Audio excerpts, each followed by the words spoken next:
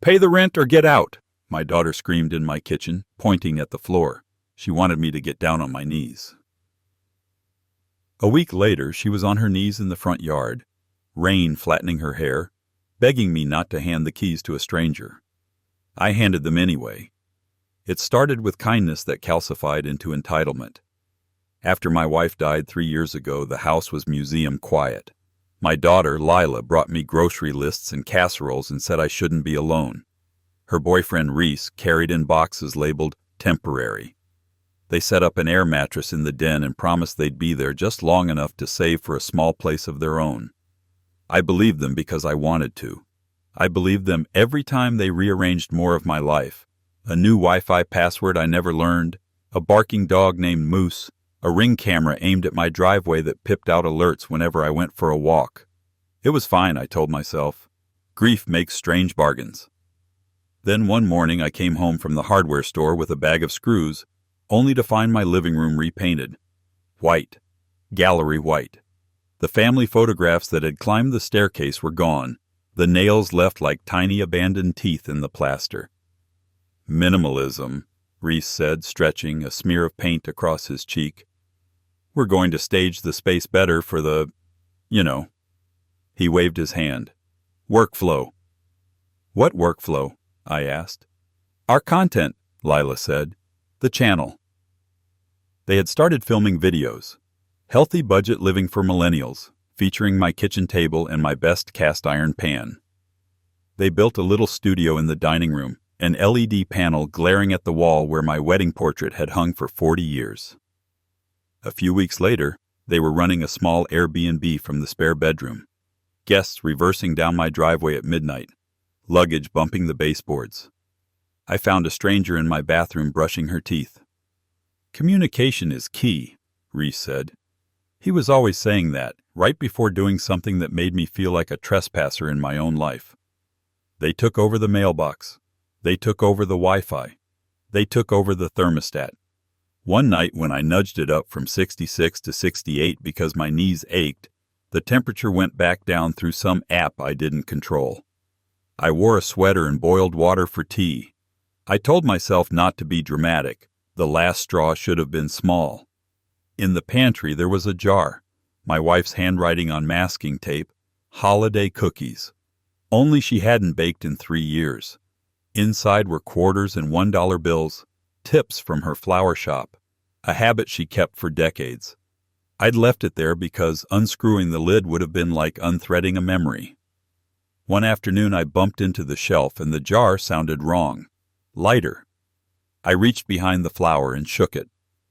Empty, save for a slip of paper that said, IOU, laundromat, groceries, content props, will replace.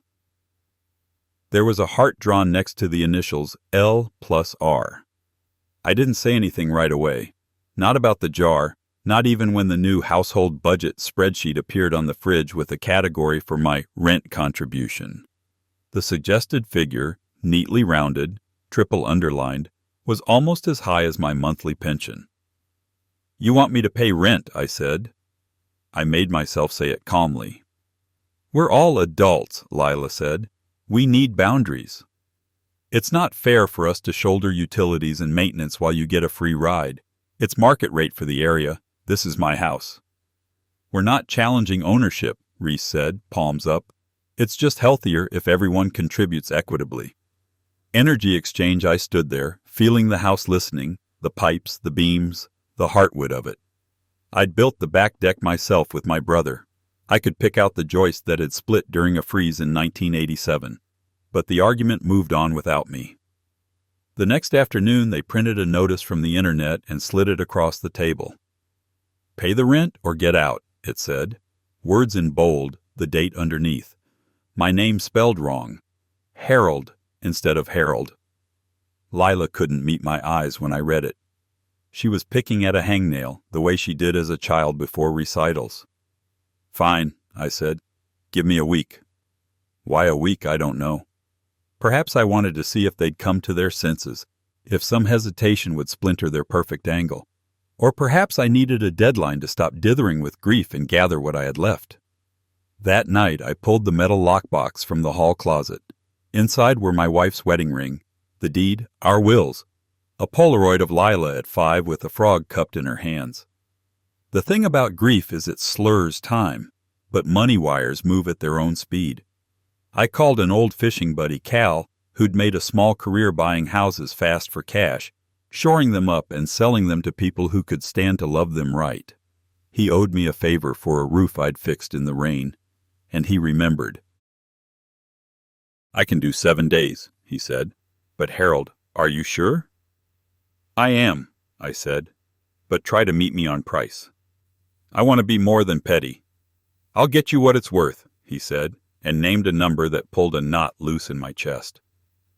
The next day, while Reese recorded a video about passive income in my kitchen, I took the deed down to a lawyer on Maple Street. The law office smelled like printer toner and furniture polish. The attorney was young, eyes too bright. I told him I wanted to sell and close fast, and he started talking about disclosures, filings, signatures, and how in the state of Ohio you don't need your adult child's consent to sell if the deed is solely in your name. He asked about tenants. "They're not tenants," I said. "Well, they're occupants," he said delicately. "We'll handle notice. We'll do it by the book. By the book." I had kept so many books, appliance manuals, mortgage statements that ended a decade ago with the word paid stamping the bottom like a blessing. I decided this sale would be one last careful thing, like planning a table until the grain shone. I kept my face mild at home. I made eggs. I sat on the porch and waved at neighbors. When Lila and Reese emerged in coordinated athleisure to drive to a collab shoot, I said, "Have a good day." In the afternoons, I carried small loads to my truck, the lockbox, a box of Polaroids, the wooden box that used to hold my wife's recipe cards. From the hall closet, I took my father's shrapnel-twisted lighter, snug as a tooth. I wasn't going far, just across town to a duplex above the river that a widow in my church was renting cheap if I'd keep an eye on her fence. But I didn't tell anyone. On day 4, I found a slim registered letter addressed to me on the dining table. "Our legal counsel," Reese said, hovering, "suggested we document the rent request." He had legal counsel the way he had brand partners. I opened it and found another printout of that form, this time with my name spelled correctly. At the bottom, next to Lila's signature, Reese had scrawled his, even though his name did not appear anywhere on the deed. "Where did you get money to hire an attorney?" I asked. "Don't be weird," he said. "We're grown." I called Cal and told him to add no contingencies to the contract. He whistled. "You're burning the canoe, Harold." I'm tired of people paddling me in circles. On day 5, while they were out filming thrifting hacks, I did something small and, to some people, unforgivable. I went through the drawers of the desk they'd moved into the dining room and found, tucked beneath receipts and camera batteries, a printout of a home equity application with my forged signature on the bottom. The date was last week. There was an interest rate circled in green and a note. "If this goes through, we're golden. 5-figure float." L. My hand trembled. 10 minutes. I stood there, the paper warm where my thumb pressed it, the breath in me changing shape. Then I put it back. I did not copy it. I did not take a photograph. I had all the proof I needed inside my chest. That evening I asked Lila to sit on the porch with me. The summer was old now and smelled like cut grass in a neighbor's grill. She came out, arms folded, shoulders stiff. "Do you remember your 8th birthday?" I asked. "The frog cake?" She blinked. "You mean the one that collapsed because you forgot to put enough flour in the batter?" "I forgot because I was fresh out of sleep," I said. "I'd worked the midnight shift." "Your mother laughed and we turned it into pudding and you ate it with a spoon. After, you fell asleep on my chest and I thought my heart would burst from the weight of you." "Dad, what are you—" "I'm paying rent," I said. "Just not the way you think." On day 6, the buyer's inspector showed up, clipboard tucked under his arm. Reese intercepted him at the front door. You can't just, he sputtered. Owners invited me, the inspector said. He looked uncertain when Reese stepped forward, puffed up like a small dog before a thunderstorm. Lila came out of the kitchen with her phone recording. Do not record this man, I said, and my voice must have carried some iron I hadn't used in a while, because she put the phone down. What owner? Reese demanded. I stepped forward and shook the inspector's hand. Right here, I said.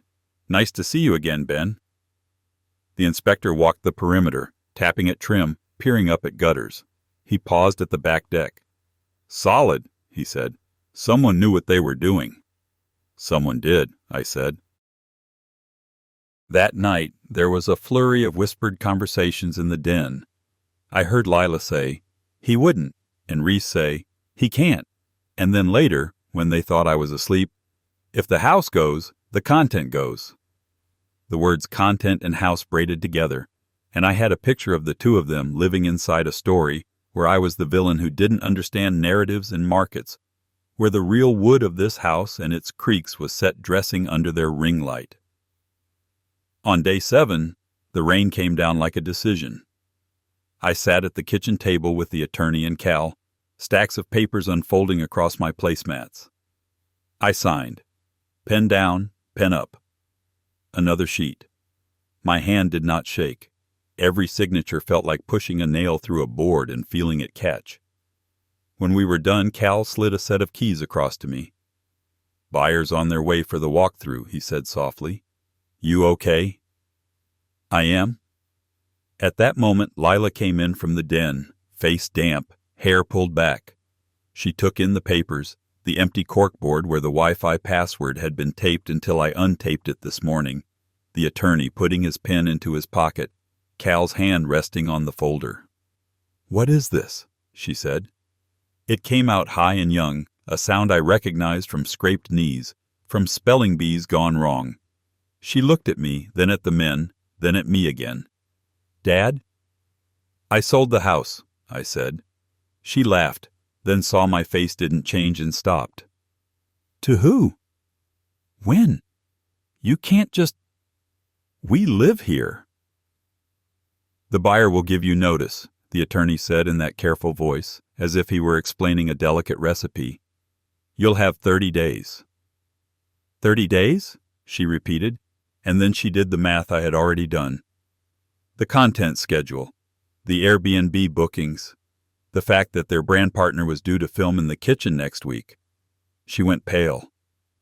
Reese came in behind her and froze. We're family, he said, rallying. You're betraying your family.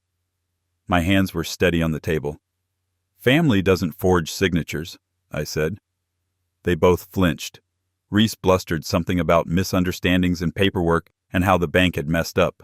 I held up a palm. Save it.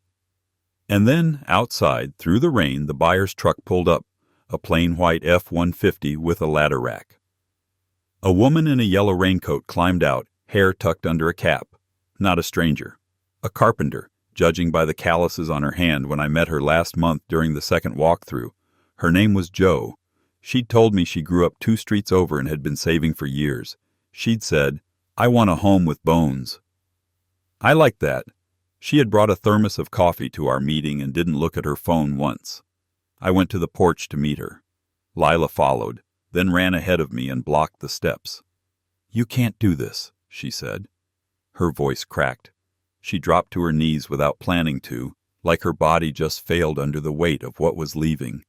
The rain made halos on the concrete around her hands. Please, Daddy. Please don't sell it. I'm sorry. I'll fix it. I'll put the pictures back. We'll stop the Airbnb. You told me to pay the rent or get out, I said quietly. I didn't mean it like that. I was angry. Reese, don't put this on me, Reese said quickly, but softer than before. I'm not punishing you, I said. I'm picking up the pieces of something you dropped. She looked past me at the truck, at Jo stepping carefully around a puddle. Who is she? Your new landlord, I said. Or not. That's up to her, Jo cleared her throat. Ma'am, she said to Lila, I bought this place to live in. Not to rent. The notice will be respectful.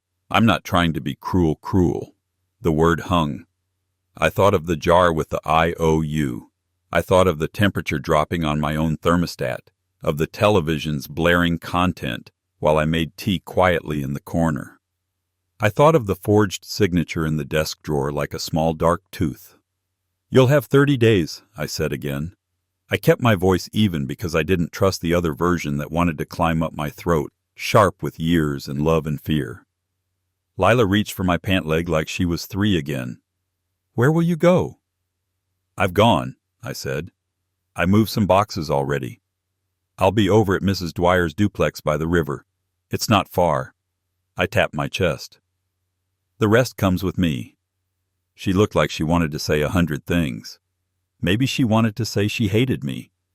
Maybe she wanted to say thank you, or sorry, or that we'd never speak again. What came out was only a sound. I helped her stand. I didn't touch her shoulders the way I used to when she had broken a vase and sobbed, and I told her accidents happen. Accidents do. But this wasn't that. Inside, I signed the last receipt. Cal gave me a check. Jo walked with me through the house. She stopped at the back deck and put a hand on the rail. "It's level," she said. "It wasn't always," I said, and told her the story of the freeze in '87 while we watched rain gather on the boards and run in clean lines between them. After the closing, I parked around the corner and sat in the cab listening to the rain hit the windshield in steady ticks like distant applause. Through the living room window, I could see Lila packing in a fury, moving through the white space she had painted, her face blotchy. Reese stood with his arms folded, saying nothing now. The ring light glowed on and then off and then on again, trying to turn what had happened into a narrative with a redemptive arc. But some stories don't bend to cameras. I didn't watch long. Love is not spying. Love is stepping away when you've done what you said you would do. I drove to the river, where the duplex smelled like lemon wax and old quilts. Mrs. Dwyer had left a casserole and a note on the table that said, "Welcome. There's a leak in the back faucet when it gets cold, but we'll figure it out." I took off my shoes. I put the lockbox in the bedroom closet. I took the Polaroids out and arranged them on the dresser. The quiet here was not the brittle quiet of after. It was the soft quiet of before something begins. For a week, my phone vibrated with messages from Lila that had the weather of a storm. "How could you?" "Please call. We're your family." "I'm sorry." "You're being dramatic." "Please." I answered one. "You know where I am." After that, she stopped messaging and started sending photos. The jar with cash back inside, the wedding portrait rehung, slightly crooked. Then a video of Moose sleeping on a pile of moving blankets. Then nothing. On day 28, I was setting a board under the sink at Mrs. Dwyer's when there was a knock. Lila stood in the doorway, a cardboard box in her arms, rain on her shoulders again. She looked smaller without the house behind her. No ring light, no audience. "Do you have a minute?" she asked. I nodded and let her in. She put the box on the table and opened it. Inside, the jar. It was heavy again, the quarters back, the bills folded. On top, the frog cake photo. The one where she was 5 and green frosting stained her mouth like she'd been kissing a forest. I picked up the photo. My hands did not shake. "Thank you," I said. "I didn't know how to stop," she said to the tabletop. Everything was performative. I kept thinking if we just pushed a little further, we'd get to a place where we could breathe. It always felt like one more video and rent, I said. It was a mercy to say it without anger. She winced, but didn't look away. I thought if I took charge, I could be the adult in the room. Then we were talking to people who made us feel like all that mattered was optimizing. I wanted to be the boss of something. It turns out I was a bully. "You were my kid," I said. That made it easier. "Did you sell it to punish me?" Her voice was fragile now. "If you did, I'll understand." I won't like it, but I'll understand. I sold it, I said, to save the part of me that still remembers how to love you. I needed to do something decisive so I wouldn't keep resenting you for small things until there was nothing left. She folded her hands under her chin and pressed them there, eyes wet. We have to move tomorrow, she said. We found a one-bedroom. It's not what we expected. You'll make it what you need. Will you help me hang shelves? A shaky smile. Not content shelves. Just shelves. I will, I said, but it won't earn you grace. You have to earn that another way. She nodded. I figured. She stood, wiped her eyes, picked up her keys. At the door she turned. I never meant. I know what you meant. I heard what you said. Pay the rent or get out, she whispered, shame turning the words slant. I did both, I said, not unkindly. When she left, the duplex felt larger.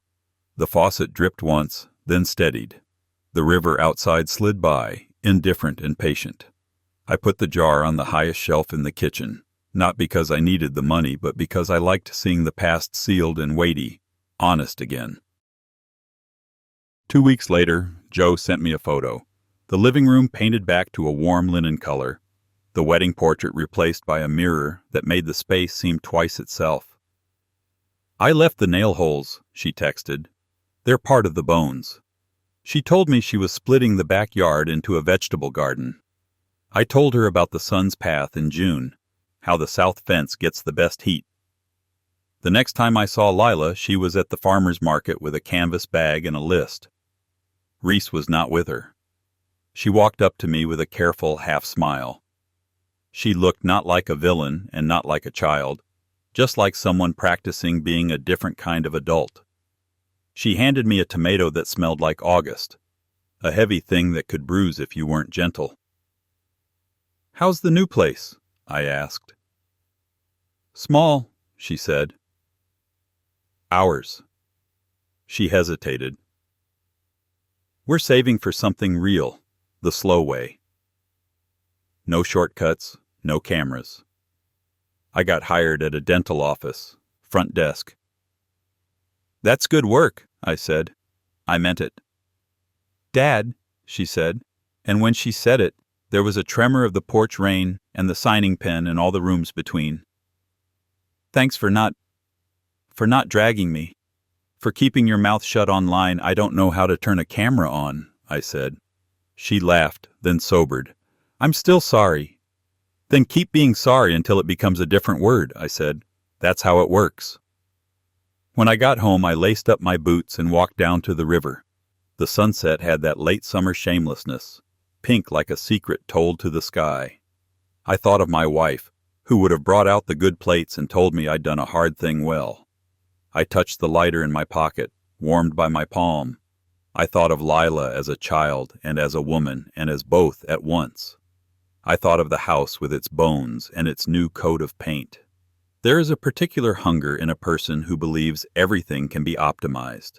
The opposite hunger is slower. It tastes like waiting, and like forgiveness you're not sure you deserve yet. I chose the second. When I got back to the duplex, the jar caught the last light and turned it into a coin on the ceiling. I opened it, took out a quarter, and set it by the sink for the laundromat down the street. The rest I left as it was, heavy and specific, a weight you could count. And that night I slept like I had paid every bill and moved out clean, because I had. My grandpa's words really happened. I believe him. If you want more true tales stories like this, hit subscribe.